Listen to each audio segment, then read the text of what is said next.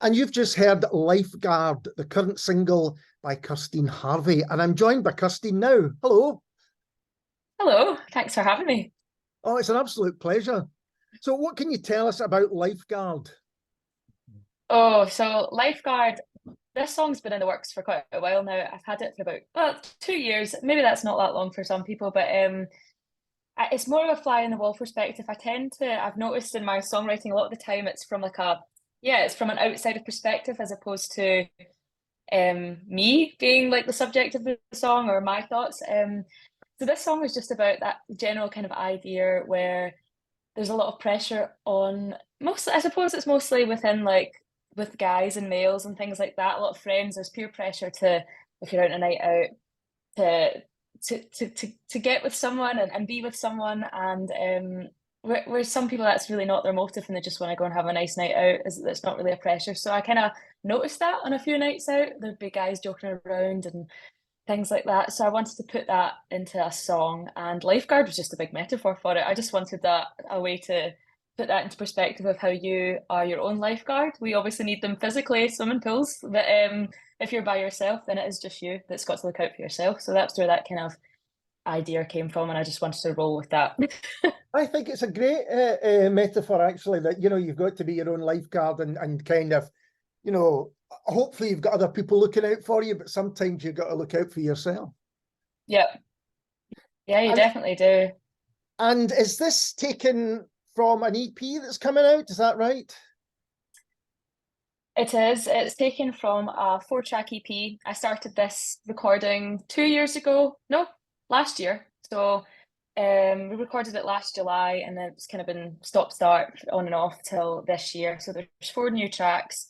And the whole EP is called The Unpredictable EP because there's a bit of a genre mishmash. There's just a lot of different sounds in there. So I wasn't really they don't really flow, I suppose, as a project as a lot of people would aim to do. They'd probably strive to have like a theme going through the whole thing and stuff like that, whereas this one was just a wee bit of everything and I didn't really know what to do. But one of the tracks is called Unpredictable, so we thought that actually ties in quite nicely because the whole thing just slightly unpredictable. So yeah, that's coming this year. It's very early December. There's not an official date yet, but I can tell you it's early December.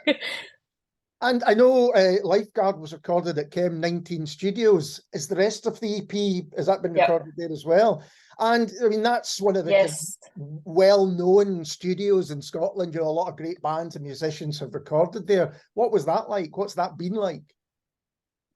It's been great. I've been at Chem19 for a few years now. I did my first songs there in 2019 and then I went along for the first time ever, having no idea what to expect. And then I've been working with Jamie Savage, who is just like an absolute wizard on all of this music stuff. And he makes them come alive in a way that like a lot of the time I wouldn't think of. And then we spent ages on it, to be fair. So there's a lot of time spent in the studio editing all the songs. So obviously I went back for this EP. So we were there from July last year, a couple of weeks there, another few days on and off. And yeah, it got finished about March or April time this year, so it was a wee bit of a process, but yeah, I loved it.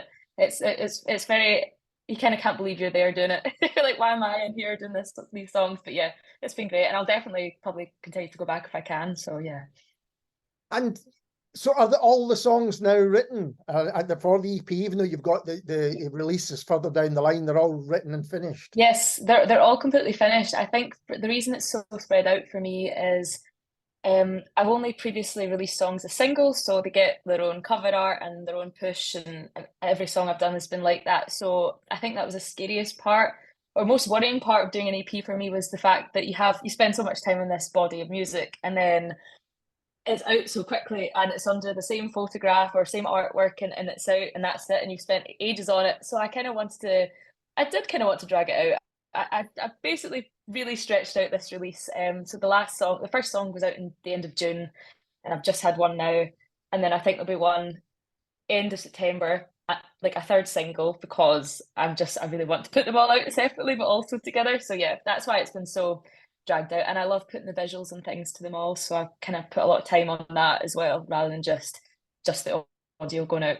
Oh yeah, I think you've kind of answered this question. I was going to ask you about how you approach releasing your music and how carefully planned it is, but it sounds as though it is carefully planned. Yeah, it's definitely, there's a lot of thinking goes into it. I always want to have, whether it's like a whole video or just some visualizer stuff for post online. And then I always like having some behind the scenes and story, like what the song was about. I always like to have all these wee things ready and in place for the release happening. So in a couple of weeks on the run up to release, I'll be trying to get some video footage. And my wee sister, luckily, is very into her camera stuff at the moment. So she, much to her enjoyment, gets dragged along for a free lunch to help out with all of that. So yeah, I always want to put a bit of a look to the songs as well. And it's something I've noticed from my side of things. All your kind of press releases that come out for each song, there is a bit of story behind them all, a little bit of explanation, which makes it good for me, because then I can share that with the listeners and other people. So it does seem that you are, although this is going to be an EP at the end of when it comes out in December, you have got these 4 singles off it as well. Yeah. Because they're already recorded, are you ever tempted to think, oh, I can maybe go back and do something else with that? Or are you quite happy to go, no, that's it, done, and kind of move on to the next definitely thing? I know there's definitely an element of that, because you have them for so long and then playing them live. So I always tend to find that I start changing the way I sing a certain word, or I add a wee bit in that I didn't do in the recording last year, but now because I've been singing it live for a year, I've added wee bits in. So there's sometimes I'm like, oh, it sounds slightly different now than I would just naturally go to sing it live. But no, I try not to listen to them too much over the gap, because I do know that I'll start picking it away at wee things that maybe could have been different. But I think I'm just overall so happy with how they've all turned out. So there's not been much, nothing that would make me actually want to go and change anything.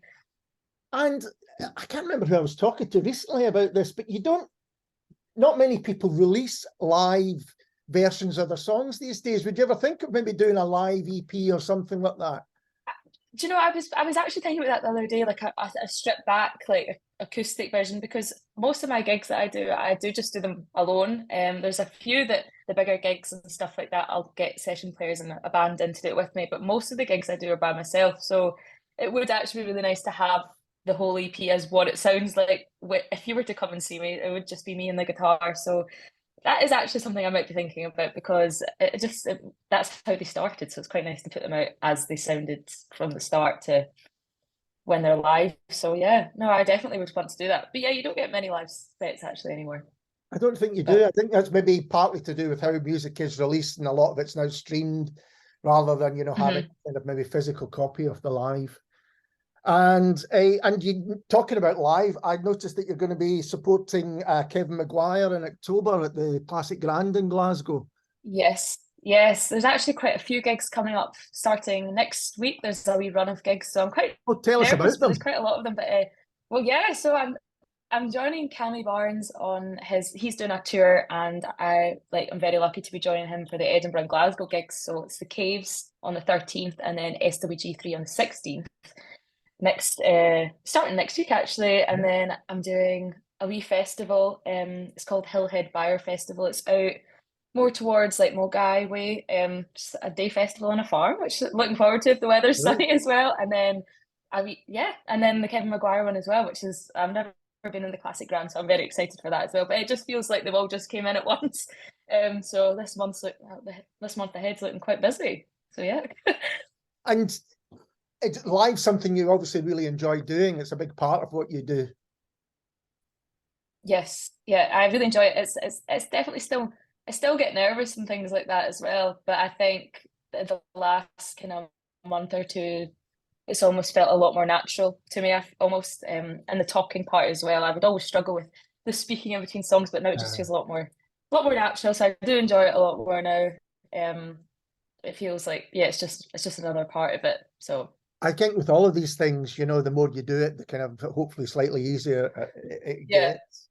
And you mentioned that some of these songs were going back a year and a half, maybe even 2 years. And of course, before that, around about that time, you couldn't have been playing live. So how was it to come back after so long not playing live and play again? Was it like almost starting from scratch?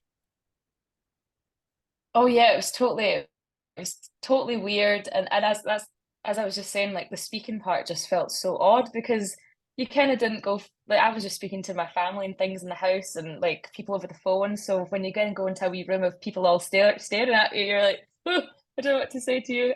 But yeah, no, it almost feels like that part was so long ago, but so recently as well. It's a strange one actually to think about. But yeah, no, it's definitely all good now. It feels a lot more natural, and I don't really think about it anymore at the moment. So. So I wanted to ask you how you began making music, that move from being a music fan who listens to music to starting to make it yourself. How did that come about? So I've always done music growing up. I kind of got, it wasn't really a question, but I did get made to go to piano lessons from like primary 5 onwards. My dad is a musician. He's in a Ceilidh band, and so was my granddad, was in trad, a fiddle player and stuff as well. So I grew up with a very noisy house, some would say. There's just constantly music in the house, and live music in the house and Ceilidhs and going to things like that. Mum, from a very young age, so it just kind of, I didn't ever feel like I got into it. I just grew up thinking that was normal anyway. And then I started going to like theatre school and things like that when I was in late primary and then early high school. And then I got a guitar for Christmas and it just kind of rolled on from there. So there wasn't a specific point, I feel like, but definitely getting the guitar and leaving school was when I started. So who were your early influences? Who were the people that, when you got that guitar, who were you trying to kind of copy? So I'm trying to think of the first song I sang on guitar. I definitely learned Riptide by Vance Joy was one I can visually remember posting on YouTube from age 15, 16. And then this was actually a full circle moment for me actually really recently, because another song that I learned was Waterloo Sunset by the Kinks. But I'd learned it through First Aid Kit, where they did a cover of it on YouTube.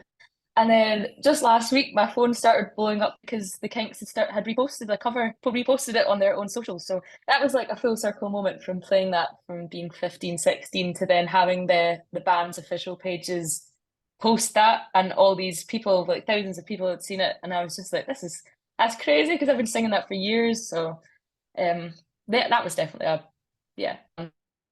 And that's interesting you saying that, because it seems to me that you're an artist that has really used being online and used social media in particular to kind of get your music out to people and kind of reach new listeners. Is that right?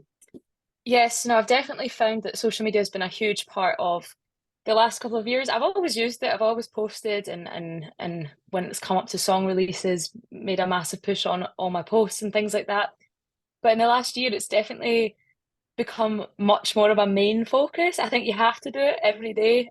So you do have to be very consistent. I've definitely found that TikTok's been a huge part of the last kind of 8 months for me. I've seen like a humongous growth in that. I've always posted on it, wee covers and things, but in the last 8 months, there's been like a new 40,000 new people are now over there, which is insane. That figure might be quite small for some people, but for me, I was like, every day I'm like, why are these people all following me? It seems a bit silly, but it's like, it's just trying to grow that and be consistent. But then now I just feel this, I have to do it every day. So I've started like batch recording wee videos to post, and you're trying to stay relevant, like stay on that platform and stay there every day in people's faces so that they see you there all the time. So yeah, no, I've definitely noticed that it's become a very useful tool. And I've seen, it's quite nice seeing people from TikTok come across to your own music. I was kind of worried that maybe from posting covers on TikTok that people would start thinking that was your main goal with doing something like that. And a lot of the covers I do are kind of Scottish folk songs and old kind of trad songs. The first one I did that blew up was the Geely Peace song, which was a bit of, at the start I was just like, oh, it's a wee bit of a laugh, and then I realized there's so many people that really relate, like love these songs, because it brings back a lot of memory and nostalgia for so many people, and new people who haven't heard, like younger generations who haven't maybe heard the songs, or like, what is this? So there's a lot of people from that, but it's been really nice to see that transfer over into my own music, which isn't in that genre at all. Yeah. So that is nice to see. And I've even had people come to gigs that were from TikTok, have came up to me and went, oh, we've seen you on TikTok. So, and that was really weird. I mean, it was lovely, but it was weird for the first time seeing that, because I don't know, it's just a strange platform that people know, like they know you online for speaking. Like I'll go on, I'll speak, and I'll tell things about my day and all this stuff to then have people come to you in person, which is really lovely. And it's just actually it's all just a bit crazy, but it's great. I mean, it's amazing numbers, really, because it does seem maybe TikTok, you can do that maybe better than you can on other online platforms, but to go from a few thousand to almost 40,000 or whatever is amazing, and that reach is really substantial. Yeah, it's mad. It's pretty crazy, and it just slowly keeps going. And there's loads of comments, and there's the same people as well. So I've started noticing the same people commenting on things. So it's just like you are feeling like it's not just, it's almost a community because it's the same people coming back. So you are actually like making those genuine, like you've connected with those people and they now listen to your music. It's not just like one person watches it once and then that's it. So it's like almost, it's like an organic growth, which I really am like. Well, most of it is, but yeah. So it's strange, but I would definitely say that it's such an important part right now is this TikTok. And you said when we started talking that it was important for you maybe to release a video for every song. And so you've got these platforms, YouTube as well, where, you know, it's like the perfect home for such things. Yeah, exactly. So it's just, it's funny though, because you do notice that different types of content are better for specific platforms. So for TikTok, it's very stripped back, not an overproduction, just literally speaking into your phone. And then for things like Instagram, it is a bit more polished, it's more edited and looking a bit more professional. So I think at the start I was making the same piece of content and just posting it on everything, like the same thing. And then you've kind of start to realize that you have to specifically make specific things for the platforms because that's that they work better there. So it isn't just the one piece, you have to make it in different formats, different like portrait, landscape, everything. So yeah, you do have to put in a lot more thinking than I definitely did at the start. So yeah. And that brings its own pressures, doesn't it? Because you feel, okay, I'm not just making one thing and then throwing it to 4 different places. They're all streamlined to their own. Yes, yeah, they're all unique to the different people and platform that you're actually trying to get it to. So yeah, it's good. It's easy. It's once you get into it, I definitely I've had times where I'm like, oh no, this is too much. It's too much. There's so much content. But yeah, no, it's really useful. You have to do it. So and that has resulted in people coming along to gigs and listening to your own music as well. So yeah, it really has been worth it. And what can you've given us some of the live dates that you're going to be doing, but what is next for you? I guess you're just concentrating on this EP and getting that. So obviously the live dates are coming up, and then I'm going to be straight into thinking about. I plan on doing a third single from the EP. I know a lot of people would do 2 and then release the next 2 with the whole EP as itself, but I've decided to do a third single from the EP as well. So in the next couple of weeks, I'll be looking into that. It's straight on to the next one. So it almost feels like you get, once one's out, there's a wee bit of stuff about it, and then you're right on to the next song as well. So I'll probably begin the process in the next couple of weeks of getting some visuals and all that sorted for that song. So I'll probably be posting that in a few weeks' time, I suppose. And then it'll be the whole EP and everything with that. So yeah. Well, when we do, we will give it a play on the show. And are you still writing other things as you go on doing? You obviously got all these things going on as you've just explained, but are you also writing new stuff, or does that get put on the back burner as well? So I think, unfortunately for me, I definitely noticed that gets put on the back burner when there's a lot coming out. I almost forget that is a part sometimes of I just like forget, and then it's not till after it all where you're like, right, next. Oh no, I haven't got any more songs. So like new songs anyway. So there's definitely I've written some wee things and some verses and that here and there, but I have struggled to get past thinking about the current stuff. So making some new stuff's been pretty hard. I think I spent a whole day last week trying to like break a writer's block. I was like, right, you need to get some new content, especially for all the gigs coming up. It would be lovely to have maybe a few really fresh songs for the shows, but it's actually quite hot. I think you're just so fixated on what's the songs and you can hear them constantly in your head now I have struggled with new ones, but hopefully it'll come. It takes its time, but it will hopefully be back pretty soon. So I'm sure it will. Kirsteen, thank you so much for taking the time to talk to me. It's been a real pleasure. Oh no, it's been lovely. Thank you so much for having me on. And I can't wait to hear the rest of the EP when it comes out. And this is Kirsteen Harvey and One More Day.